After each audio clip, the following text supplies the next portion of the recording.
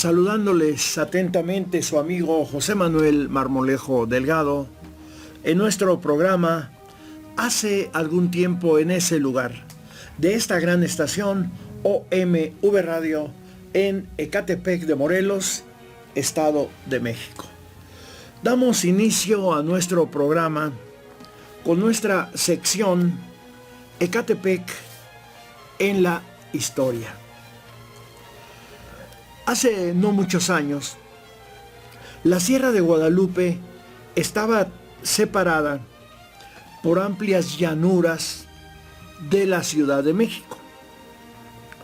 Los pequeños poblados, todos de origen prehispánico, Ecatepec, Ixhuatepec, Zacatenco, Cuautepec, Tenayuca, Coacalco y otros más, fueron siendo víctimas del avance de la mancha urbana y de la sobrepoblación, pasando a formar parte de la zona metropolitana de la Ciudad de México. La Sierra de Guadalupe se compone de diversos volcanes extintos, como el Guerrero, Zacatenco, Jaral, María Auxiliadora, Los Díaz, Tres Padres, Moctezuma y otros más, siendo producto de erupciones explosivas y efusivas. Los de menor tamaño son producto de actividad extrausiva, domos volcánicos periféricos como Cerro Gordo, Chiquihuite, Tenayo y Tepeyac. Campa Uranga sostiene que las rocas de la Sierra de Guadalupe son principalmente compuestas por andesita y en menor cantidad riolita y dacita, y Lorenzo Barraza especifica que el predominio es de andesita, incluyendo brecha, pórfidos y vitrófidos. La parte elevada de la Sierra de Guadalupe alcanza los 2.800 metros, incluyendo un domo volcánico, en el que se encuentra el Moctezuma, que pudo haber sido el volcán Moctezuma y su domo, el núcleo de la actividad eruptiva.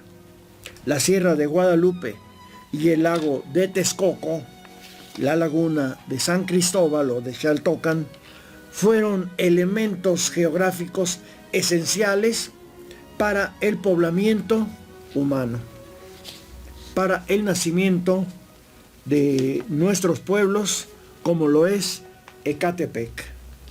Ahora nos vamos a nuestra temática general, trasladándonos al periódico Excelsior del día 29 de julio de 1928, en donde refutan los cargos al gobernador de Chiapas.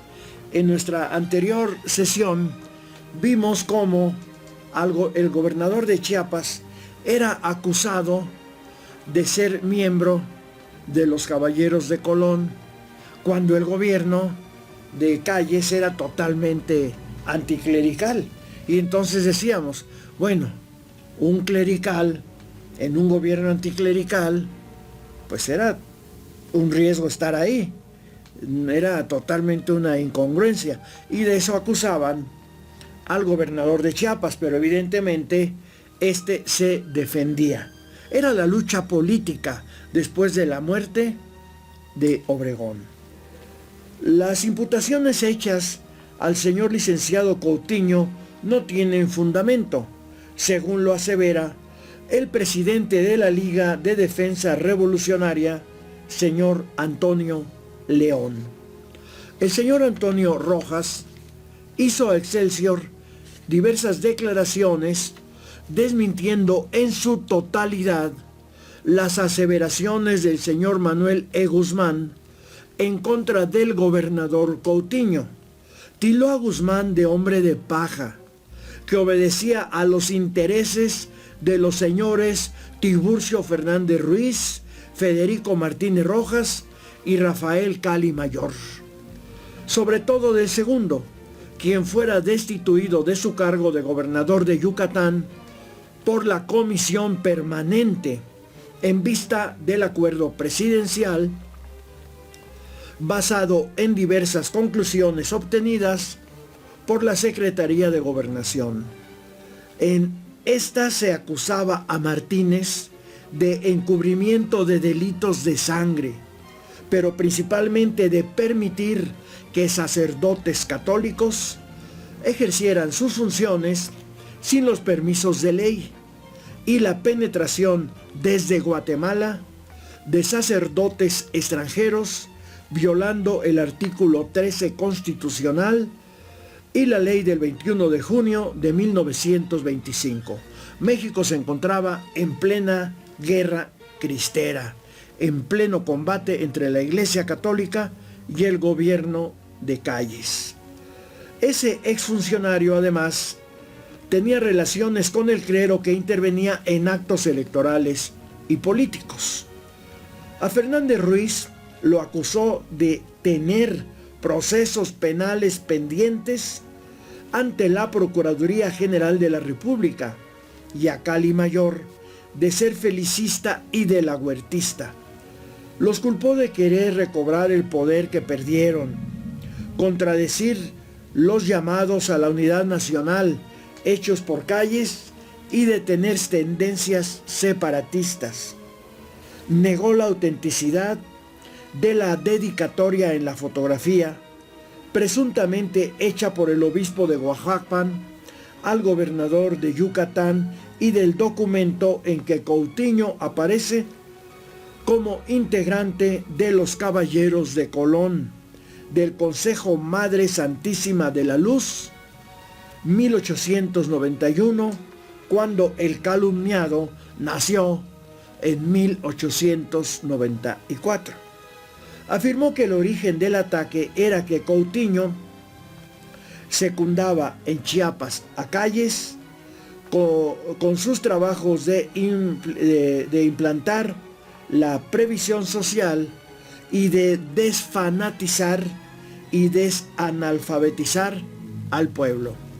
Pues era la lucha por el poder entre diversos políticos en México. En la página 9 se publicó, en contradicción de la anterior nota, la siguiente: es católico el gobernador de Chiapas. Ahora tal vez nos cueste trabajo entender esa lucha entre católicos y el gobierno, pero fue una realidad en México, una realidad tan cruel que originó una guerra con saldo, con un baño de sangre en el país y graves daños materiales, la guerra cristera. En inserción pagada, el señor juez López testificaba que el gobernador de Chiapas, Antonio Coutinho, el día 5 del actual, fue padrino, junto con el señor Carlos M. Jiménez, del doctor Rodolfo Navarro, quien contrajo nupcias religiosas oficiadas por el cura jesuita Camilo Argüello, en casa de la novia, con lo que Coutinho participó en la violación de la ley de cultos. Recordemos que por el reglamento que hizo Calles para regular a la Iglesia Católica, esta respondió cerrando los templos para que la feligresía se fuera en contra del gobierno de Calles, y el gobierno de Calles pues reaccionó prohibiendo el culto. Y entonces, si se efectuaban ceremonias, aunque fueran privadas, del culto católico, pues estaba incurriendo en ese momento en un delito. Y de eso se acusaba al gobernador de Chiapas, Coutinho, por haber participado en una ceremonia particular de un matrimonio religioso en una casa privada. Continúa la nota.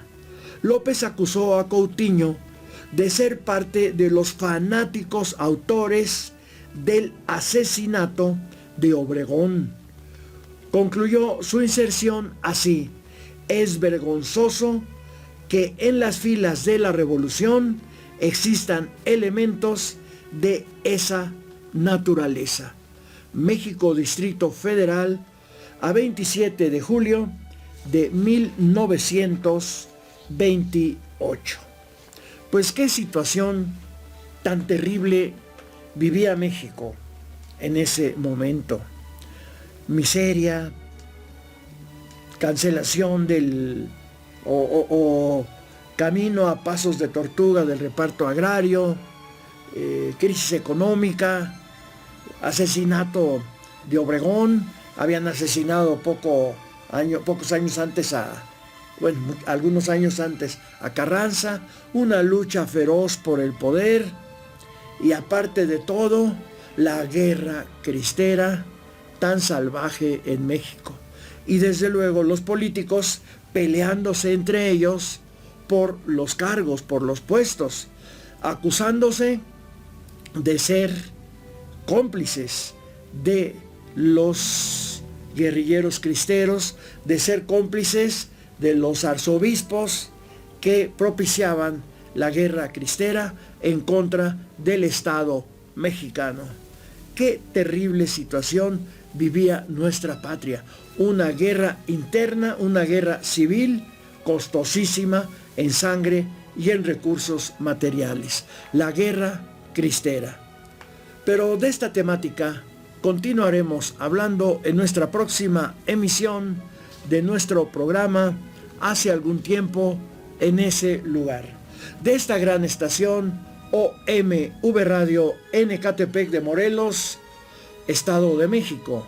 Se despide de ustedes su amigo José Manuel Marmolejo Delgado.